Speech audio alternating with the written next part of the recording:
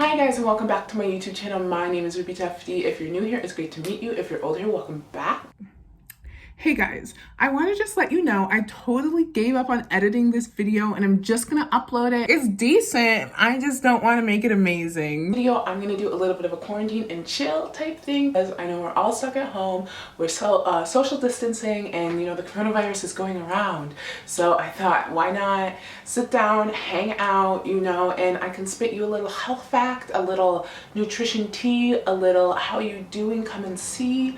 And then by the end of this video, we will have built our bond. So while we hang out, I thought we could just talk a little bit first up about weight loss. And if you're looking to lose more weight, obviously on my channel, if you've been watching, I've lost 120 pounds, if you didn't know that. The first thing we want to talk about just for general weight loss is going to be being at a calorie deficit. And I'm sure you've heard this before. Being at a calorie deficit is when you burn more energy than you consume.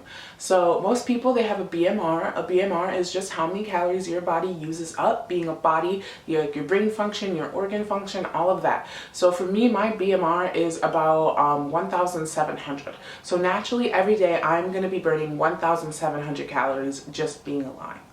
So that means to be at a calorie deficit, I want to eat around 1,700 calories or less. Because when you also think about your like day-to-day, you're doing a lot more. Like my BMR would be if I just laid in bed all day would be my BMR. So now you want to take into consideration other things like when I walk to work, when I walk home from work, all of the standing and the movement and the things I do at work, and then also my workouts. So that is probably around 500 to 600 more calories I burn up. So I'd say on a day-to-day basis, I burn around 2,500 calories.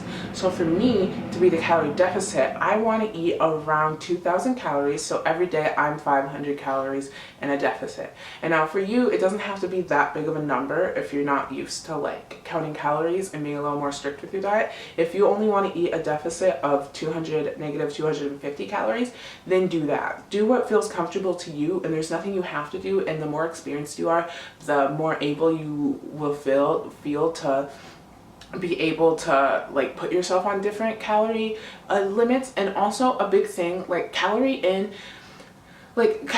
doesn't, I want to say, always equate to calorie out, because there's some things that like one, your body digests differently. Like celery, like one example of celery is so low in calories that your body actually takes more energy to digest it. Also one thing with calories, it's not just like X equals calorie, you know, like macronutrients are really important as well. So that would be your carbs, your fats, and your protein.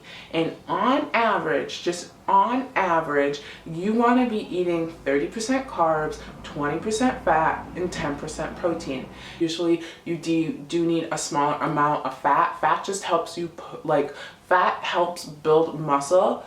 Well, fat helps repair muscle. So since I weight train every day, I want to be eating a little more fat because of my muscles are getting repaired by the fat and then fed by the protein.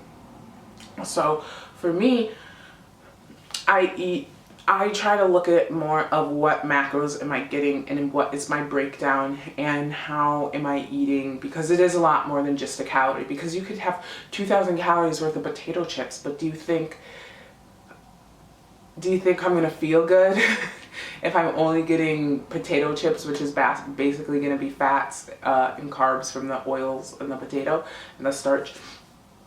So it's not as simple as just eating X amount of calories. You really have to look at the breakdown of the nutrition and what is the food doing for you? What are you getting from this food? I think that's the easiest way to stick to or adhere to a diet, is if you know why you're eating something instead of just forcing yourself to eat it, because then you can understand, well, okay, I really am using this for muscle repair or for fat breakdown or to do whatever your body needs to do with the calorie or with the macro nutrient. So you definitely want a full variety of types of food you're eating. And also people think you should stay away from carbs. That's not really true. You should stay away from complex carbs. I swear to God, it's complex carbs, but I forget there's simple carbs and there's complex carbs. Simple carbs are going to be things like bananas and sweet potatoes and things like that. And then your complex carbs are going to be your carbs like pasta, bread, white rice, things like that. So not that those are bad and entirely, but you don't want to be heavy on the complex carbs. Simple carbs, simple carbs, simple carbs, because carbs give you energy. You need carbs, especially if you're a performance athlete or any introductory athlete. I guess you don't have to be a performance athlete. But even if you're just the average Joe and you want enough energy to go on with your day, if you have to study and go to work and do extracurriculars and all of those types of things, you definitely want to make sure you have the carbs. So fats, carbs, proteins, look at what your BMR is. I'll put a little BMR calculator in the link in the description below. Then you want to be eating a deficit of 2,500 or 250 to 500 calorie deficit. You don't really want to go any less than that, otherwise you're going to kind of go into like just you're not going to have enough calories to repair your body into, because you're exuding force, so you need to like feed that force or repair that force or whatever you want to say, so you're not going to be giving yourself enough calories to exist, and then you could get sick. So yep, just make sure you're at a calorie deficit. Make sure you're looking at your macros and that what you're eating is actually good for you and is not just a calorie, because food is more than a calorie. And then I would suggest tracking it. For me, that's not something I did until around 50 days ago. I just saw food is good or bad, and like I could have it or I couldn't. And now when I count calories, this is way more flexible, because so say if my calorie goal is 2,000 a day and I'm at 1,500 calories already and I've kind of eaten like 75 to 80% of the food I've had for the day or something like that, and I have 500 calories left over, I could have one of those for 360 calories. In my head, it's a lot easier for me to say, oh, I can have this protein cookie and everything's going to be fine, and I like my calories allow for it. It becomes math at that point, because numbers don't lie. Numbers are always going to stay the same. So it just gives me more leeway in my mind to be like, oh yeah, like I can have this protein cookie, because in the past I would just see it as, well, no, this protein cookie is bad, I can't have it. But now, since like it's a number, yes and no, but it makes it a lot easier to just plug it into the equation. So now, physical activity. So things you should know if you don't get in the gym, or if you've never been to the gym, or you don't work out, or you don't understand working out, or you want to start doing at-home workouts but you just don't have any idea of like how you should make a workout or stack a workout or stagger a workout, anything like that, I'll just talk and give you some information I can give you about how you should set up a workout. So for starters, you're always going to want to stretch. You're going to want to do a warm-up. This can be, depending on what your goal is and what you're trying to target, you can do dynamic stretching or static stretching, and there's pros and cons. Well, there's pros to both. There's not really any cons. There's pros to both. A dynamic stretching is going to be a stretch with movement, so it's going to be to open your range of motion and to allow your joints to move more smoothly or more easily in like the movement you're doing. So if you're doing like if you want to do shoulder presses, you could do like around the world stretches to really help loosen your shoulder joint and give it more range of motion. And then the other stretch, a static stretch is going to be a stretch where it's not focusing on the joints or the range of motion, it's focusing on your muscles and your muscle fibers. And it's opening the muscle fibers, and it's allowing your muscles to be able to manipulate themselves more. So if there are big movements you're doing that your muscle's gonna open and close for, it's gonna allow you to open and close your muscle easier. It's also gonna pull, so muscles are just clusters of fibers, and the fibers can get tense and they can get like woven tight together, so gently pulling them and opening them is gonna just be good for your muscle itself to like take that, like, you know, like what a knot is when there's too big of a clump. It's gonna allow that to open so you won't form knots as easily, and then you won't be tense or in pain, and the working out will be very pleasurable. So just always do a stretch. So like a static stretch would be like touching your toes, or like a lot of common yoga poses, things like that, anything that's just going to allow you to open your muscle. So static stretching, opening your muscle, dynamic stretching, opening your joints and your range of motion. So always start with a stretching, like a warm-up, and depending on like what you're doing, like what exercise, if it's a leg day, you know you're going to be doing like more leg-centered stretching. You're not going to like stretch your back and your arms or in your chest. I mean, I still stretch everything every day. That's just like my personal preference. If I work out or if I don't work out, I lay my yoga mat down and I stretch, just because for me it feels great. And then especially if you stand a lot for work, you know that lower back pain, that will go away if you stretch every morning. So you know you won't be in as much pain. It's just really preventative health. So yeah, you're always going to want to stretch. And then yeah, depending on what you're doing, you can like do, you could say you could do a static stretch for everything and then a dynamic stretch just for the muscles you're working on. So then when you're building exercises, you always want to start with an exercise with no weight.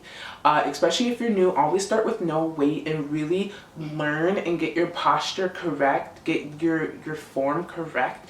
Do like 2 to 5 practice movements. That's also going to teach you the range of motion, especially if it's a complicated lift or like you're using a lot of heavy weight, or if it's just like a really mind-body thing. You want to practice it before you add the weight, because working out really is like a mental thing and a physical thing. And if you're not properly making that bond and connecting it, you're gonna perform way worse if you just go for your lift. If you just start squatting without doing body weight squats, you're not gonna perform those barbell squats that well if you go into a barbell squat instead of starting with like a body weight squat with like a TRX pull, and then go into like a cable weighted squat and then do your barbell squat. So you always want to warm up and gradually get there and get to your apex. So if you want to build a workout, the best thing to do is start with the thing you're really focused on. So if you know you want like a quad central day and it's all about your quadriceps and you're centralizing your workout on quads, and your big move is gonna be like 100-pound squat, start with that, like on a piece of paper. Start with your heavy barbell squat and then go down. So then leading into your barbell squat, you're gonna do a deadlift maybe before your squat. Depending, I mean, there's so many variations of movements and things you're doing, and depending on what you're focusing on, these exercises can be different. See, people might say, well, why are you doing deadlifts before your squat if a deadlift is more of a hamstring back movement? But in reality, deadlift works almost all muscle. Like deadlift is a very full body workout, so you really are still warming yourself up before you're getting into your really heavyweight squat. So then say after you do your deadlift, you're doing like a split squat and you're working your quads with a body weight split squat, and then you're just really targeting in on your quads and on your glutes and you're warming those up. And then before the split squat, you're doing a cable pull squat and you're just using the resistance on the pull. And then before that, you're doing a TRX squat. So you wanna warm yourself up. So the best way to do that is to start with the apex. The apex is like the climax or the peak point of your workout. Start with your apex and work down. And then after your apex, you can just start going gradually easier again, because you want to get your heart rate up around 75% of your workout. Like you want your peak heart rate, you want it to be like a graph going up and then it comes down a little bit and then I don't want to say flatline because that's not what I mean. Okay, so that's on how to build a workout, how to form a workout. And then from your apex, you can go into your cool down, or you can stay at or around that heart rate, or complexity. And you can choose, do you want to, like for me, I love to work out, so I can work out for a long time. I will just continuously add exercises on without even thinking about it. But for you, then if you wanted to just go into like, you could do like a Smith squat or some weighted lunges or a any type of press. I like a linear leg press is my favorite, but you can do a regular leg press or the leg press where you move, not your legs. Those are weird, but if that's what's available to you. Or you could do different things. You could use dumbbells, cable bells, anything. So that's really how you would build it. And then I would suggest finishing with some type of cardio. For me, it's like 15 on the stairs, 3 out of 5 workouts. Sometimes I'll do a little like treadmill thing, but I also walk like to and from the gym. So sometimes if I don't do cardio, I just say, well, I'm getting my walk in on the way home. But my camera's beeping at me about my storage space, so I have to go.